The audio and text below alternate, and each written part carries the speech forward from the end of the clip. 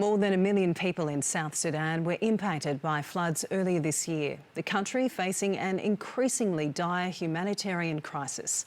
With international aid falling well short of the amount needed to effectively respond, South Sudanese communities here in Australia are stepping in to raise emergency funds.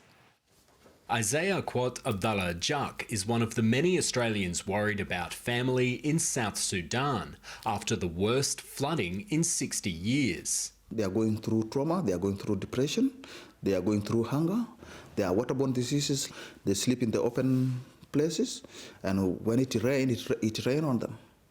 You know, they have nothing at all. In July, heavy rain caused the Nile and other major rivers to overflow, forcing nearly 500,000 people out of their homes. Isaiah's cousin Jacob is among them. Most of them are living by the roads because roads in South Sudan are built a little bit higher, so they're not affected by the flood, and that's where people are residing at the moment. More than 100 people have died, food crops destroyed, and entire villages submerged. In Bor, the capital of flood-affected Jonglei state, it's displaced people themselves who are leading the recovery. NGOs say the government of South Sudan is unable to cope, and donations from foreign governments have provided less than a third of the money needed. We are looking at emergency shelter and hygiene kits, clean and drinking water, enough food, health services, mosquito nets. With the government failing and international attention elsewhere, South Sudanese community groups across Australia have set up their own fundraising campaigns, sending tens of thousands of Australian dollars.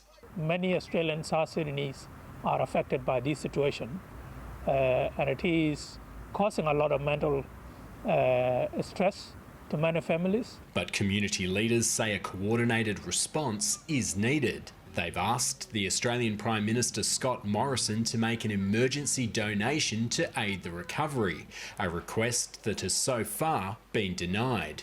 We know Australia is focusing currently on addressing the global pandemic coronavirus impact in Australia, but we thought that it's a humanitarian situation. A call to help loved ones trapped in a worsening humanitarian crisis. Aaron Fernandez, SBS World News. And that story was produced in collaboration with SBS Dinka.